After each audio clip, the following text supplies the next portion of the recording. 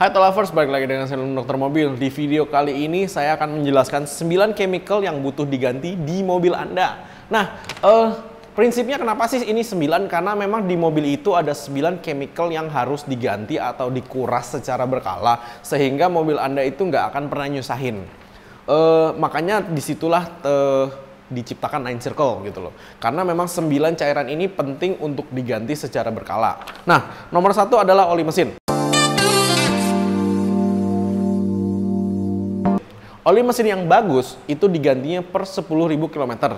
Nah, di Eropa, oli mesin ini berstandar 10.000 mile. Jadi ketika kita konversikan ke kilometer menjadi 16.000 km. Tapi bagi Anda yang hobi murah, jangan Anda paksakan sampai 16.000. Kenapa? Karena di Indonesia ini kebanyakan kena macet, sehingga mobilnya nggak jalan sampai 16.000, tapi mesinnya sudah nyala hampir 16.000 gitu loh. Ya gitulah maksudnya. Nah, untuk di oli mesin, apa sih kandungan yang kita cari? Oli mesin ini tergantung ya, bensin atau diesel.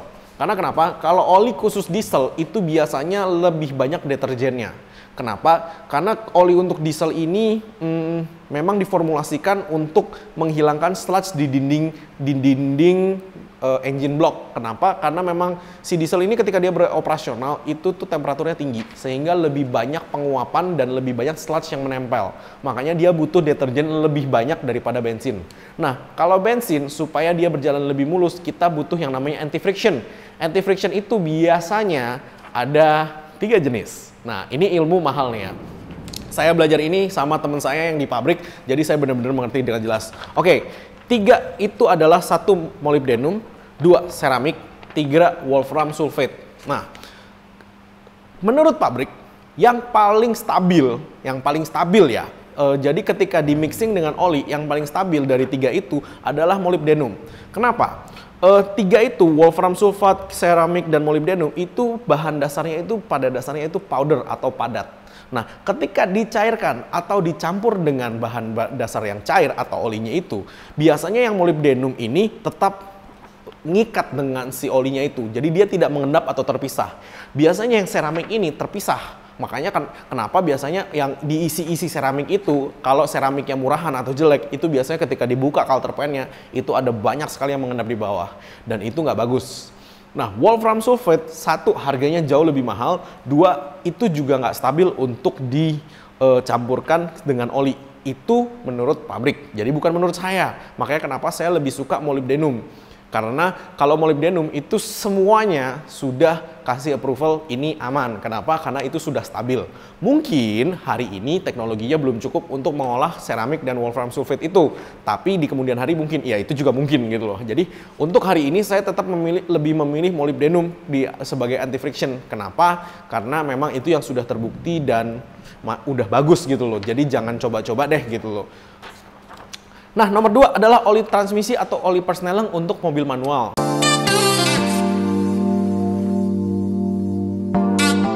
Nah, oli transmisi atau oli persneleng ini bervariasi ya. Ada yang digantinya 20.000, 30.000, 40.000, dan ada juga yang bilang lifetime.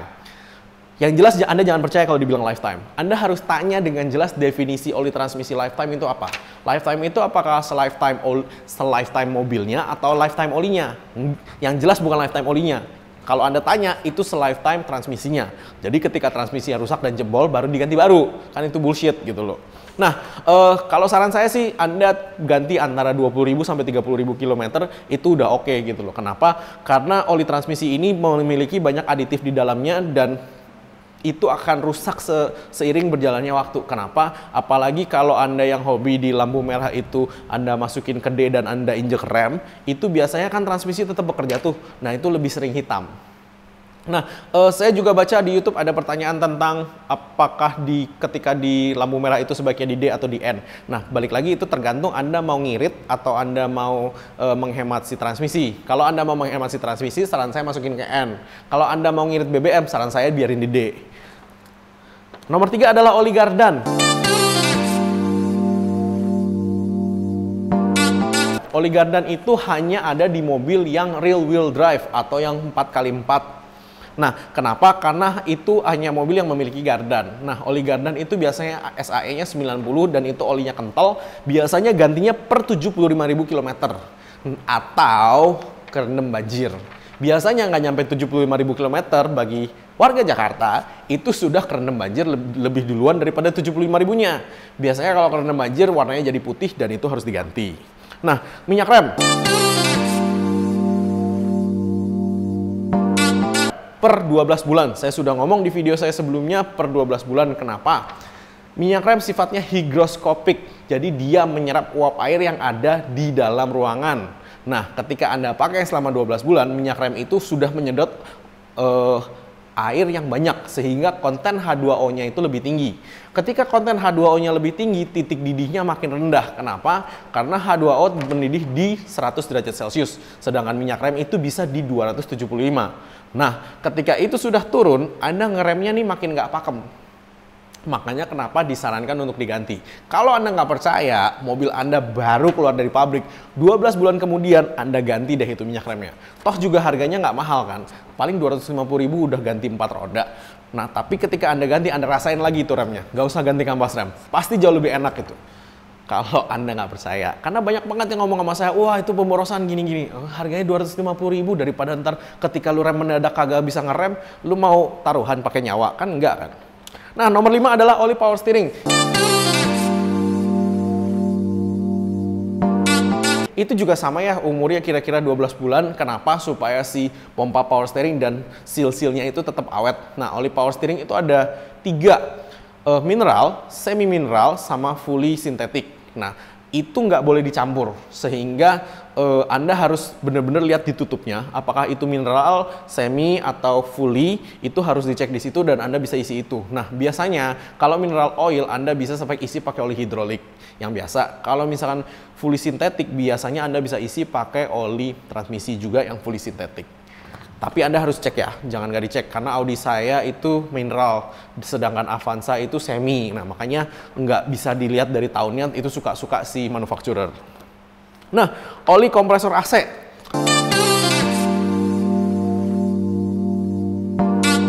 Kebanyakan orang tidak tahu bahwa kompresor AC memiliki oli. Olinya ini tercampur di dalam freon.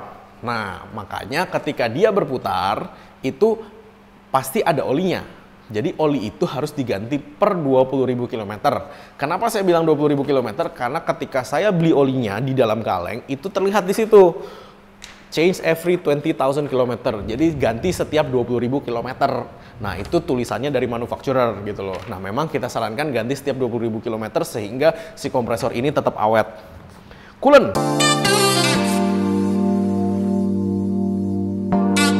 Per 40.000 km atau 3-4 tahun.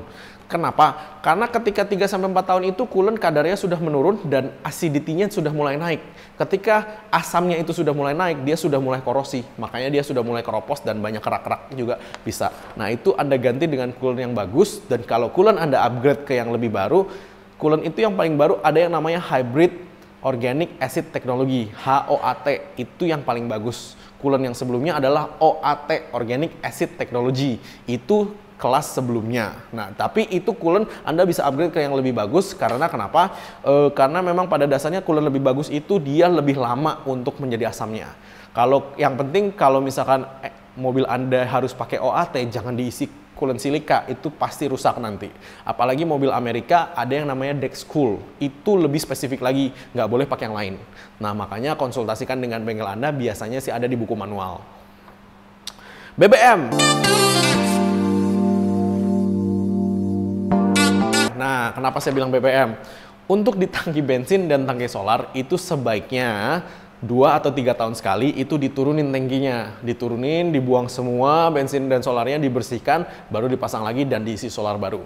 Kenapa? Ketika Anda turunkan itu biasanya gram-gram, terus ampas-ampas kotoran dan sludge-sludge itu tertinggal di situ. Nah, itu harus Anda kuras semua, Anda buang semua, dan Anda ganti baru. Itu biasanya lebih bersih dan lebih nggak cepet kotor lah injektornya.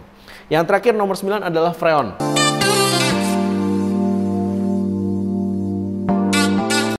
Orang bilang freon itu nggak bakal rusak. Ya dan tidak. Ketika Anda nggak diganti freonnya, biasanya freon itu akan jenuh. Dan biasanya ketika dia jenuh, dia dinginnya berkurang. Nah, biasanya ketika Anda keluarkan semua freonnya, keluarkan semua olinya, oli kompresornya, dan kita isi oli baru dan freon baru, harusnya dinginnya itu bisa maksimal. Nah, untuk ngukur dingin kan gampang sebenarnya. Ngukur dingin kan hanya pakai termometer biasa atau pakai anemometer yang ada sensor suhunya. Nah, itu biasanya langsung ketahuan dia dapat berapa suhunya. Nah, mungkin sekian dulu penjelasan dari saya, Lung Dokter Mobil. Jangan lupa subscribe, like, dan komen di YouTube kami.